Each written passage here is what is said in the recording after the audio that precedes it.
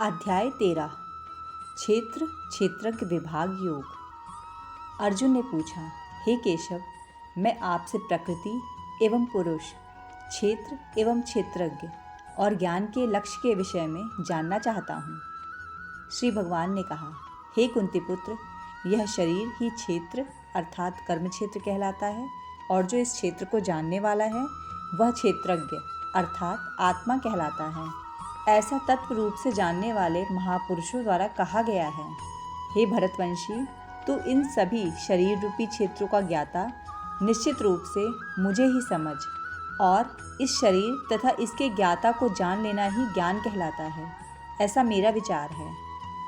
यह शरीर रूपी कर्म क्षेत्र जैसा भी है एवं जिन विकारों वाला है और जिस कारण से उत्पन्न होता है, तथा वह जो इस क्षेत्र को जानने वाला है और जिस प्रभाव वाला है, उसके बारे में संक्षिप्त रूप से मुझसे सुन। इस क्षेत्र और क्षेत्रज्ञ के बारे में ऋषियों द्वारा अनेक प्रकार से वैदिक ग्रंथों में वर्णन किया गया है एवं वेदों के मंत्रों द्वारा भी अलग अलग प्रकार से गाया गया है, और इसे विशेष रूप से वेदांत में नीतिपूर्ण वचनों द्वारा कार्य कारण सहित भी प्रस्तुत किया गया है। हे अर्जुन, यह क्षेत्र 5 महाभूत पृथ्वी, जल, अग्नि, वायु और आकाश, अहंकार, बुद्धि, प्रकृति के अव्यक्त तीनों गुण, सतरज और तम, 10 इंद्रियां, कान, त्वचा, आँख, जीभ, नाक, हाथ, पैर, मुख, उपस्थ और गुदा, एक मन, 5 इंद्रियों के विषय, शब्द, स्पर्श, रूप, रस और गंध, इच्छा, द्वेष, सुख दुख, चेतना और धारणा वाला यह समूह ही विकारों वाला पिंड रूप शरीर है, जिसके बारे में संक्षेप में कहा गया है।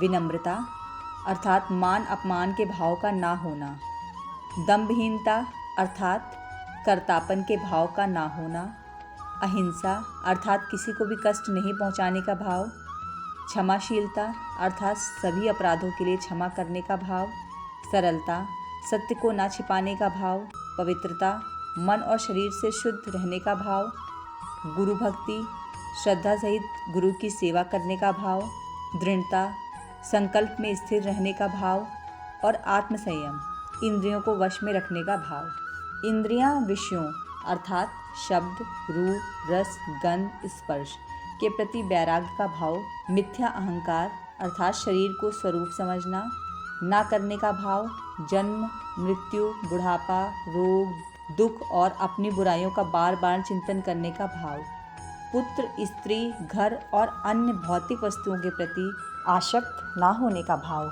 शुभ और अशुभ की प्राप्ति पर भी निरंतर एक समान रहने का भाव, मेरे अतिरिक्त अन्य किसी वस्तु को प्राप्त ना करने का भाव, बिना विचलित हुए मेरी भक्ति में स्थिर रहने का भाव, शुद्ध एकांत स्थान में रहने का भाव और सांसारिक भोगों में लिप्त मनुष्यों के प्रति आसक्ति के भाव का ना होना, निरंतर आत्म स्वरूप में स्थिर रहने का भाव और तत्व स्वरूप परमात्मा में साक्षात्कार करने का भाव।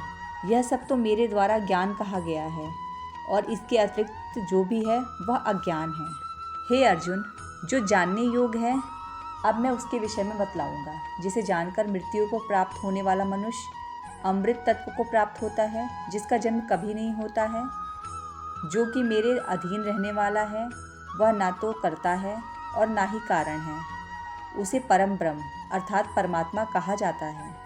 वह परमात्मा सभी ओर से हाथ पांव वाला है, वह सभी ओर से आँखें, सिर तथा मुख वाला है, वह सभी ओर से सुनने वाला है, और वही संसार में सभी वस्तुओं को व्याप्त होकर स्थित है।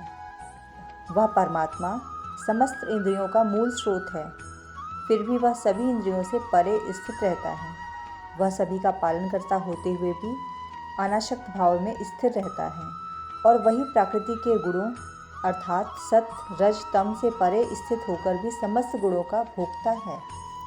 वह परमात्मा चराचर सभी प्राणियों के अंदर और बाहर भी स्थित है। उसे अति सूक्ष्म होने के कारण इंद्रियों के द्वारा नहीं जाना जा सकता है। वह अत्यंत दूर स्थित होने पर भी सभी प्राणियों के अत्यंत पास ही स्थित है। वह परमात्मा सभी प्राणियों में अलग अलग स्थित होते हुए भी एक रूप में ही स्थित रहता है। यद्यपि वही समस्त प्राणियों को ब्रह्मा रूप से उत्पन्न करने वाला है, विष्णु रूप से पालन करने वाला है और रुद्र रूप से संहार करने वाला है। वह परमात्मा सभी प्रकाशित होने वाली वस्तुओं के प्रकाश का मूल स्रोत होते हुए भी अंधकार से परे स्थित रहता है। वही ज्ञान स्वरूप अर्थात आत्मा है, वही जानने योग अर्थात परमात्मा है, वही ज्ञान स्वरूप अर्थात आत्मा द्वारा प्राप्त करने वाला लक्ष्य है और वही सभी के हृदय में विशेष रूप से स्थित रहता है। इस प्रकार कर्म क्षेत्र अर्थात शरीर, ज्ञान स्वरूप अर्थात आत्मा और जानने योग अर्थात परमात्मा के स्वरूप का संक्षेप में वर्णन किया गया है। मेरे भक्त ही यह सब जानकर मेरे स्वभाव को प्राप्त होते हैं। हे अर्जुन, इस प्रकृति अर्थात भौतिक जड़ प्रकृति एवं पुरुष अर्थात परमात्मा, इन दोनों को ही तू निश्चित रूप से अनादि समझ और राग द्वेष आदि विकारों को प्रकृति के तीनों गुणों से उत्पन्न हुआ ही समझ। जिसके द्वारा कार्य उत्पन्न किए जाते हैं और जिसके द्वारा कार्य संपन्न किए जाते हैं, उसे ही भौतिक प्रकृति कहा जाता है। और जीव अर्थात प्राणी सुख तथा दुख के भोग का कारण कहा जाता है। भौतिक प्रकृति में स्थित होने के कारण ही प्राणी प्रकृति के तीनों गुणों से उत्पन्न पदार्थों को भोगता है और प्रकृति के गुणों की संगति के कारण ही जीव उत्तम और अधम योनियों में जन्म को प्राप्त होता है। सभी शरीरों का पालन पोषण करने वाला परमेश्वर ही भौतिक प्रकृति का भोक्ता साक्षी भाव में स्थित होकर अनुमति देने वाला है, जो कि इस शरीर में आत्मा के रूप में स्थित होकर परमात्मा कहलाता है। जो मनुष्य इस प्रकार जीव को प्रकृति के गुणों के साथ ही जानता है, वह वर्तमान में किसी भी परिस्थिति में स्थित होने पर भी सभी प्रकार से मुक्त रहता है और वह फिर से जन्म को प्राप्त नहीं होता है। कुछ मनुष्य ध्यान योग में स्थित होकर परमात्मा को अपने अंदर हृदय में देखते हैं।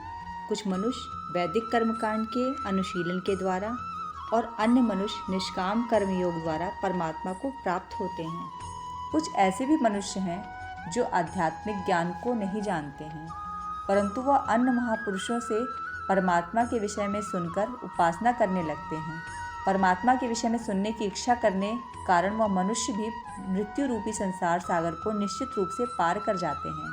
हे भरतवंशी अर्जुन, इस संसार में जो कुछ भी उत्पन्न होता है और जो भी चर अचर प्राणी अस्तित्व में हैं, उन सबको तू क्षेत्र अर्थात जड़ प्रकृति और क्षेत्रज्ञ चेतन प्रकृति के संयोग से ही उत्पन्न हुआ समझ। जो मनुष्य समस्त नाशवान शरीरों में अविनाशी आत्मा के साथ अविनाशी परमात्मा को समान भाव से स्थित देखता है, वही वास्तविक सत्य को यथार्थ रूप में देखता है।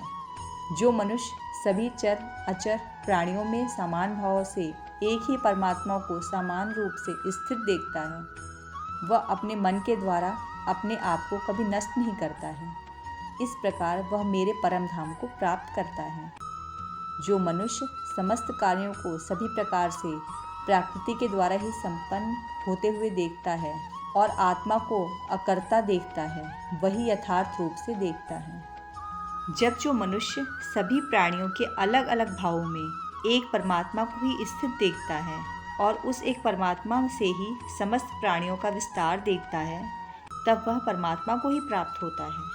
हे कुंती पुत्र, यह अविनाशी आत्मा आदि रहित और प्रकृति के गुणों से परे होने के कारण शरीर में स्थित होते हुए भी ना तो कुछ करता है और ना ही कर्म उससे लिप्त होते हैं। जिस प्रकार सभी जगह व्याप्त आकाश अपनी सूक्ष्म प्रकृति के कारण किसी वस्तु से लिप्त नहीं होता है, उसी प्रकार शरीर में सभी जगह स्थित आत्मा भी शरीरों के कार्यों से कभी लिप्त नहीं होता है।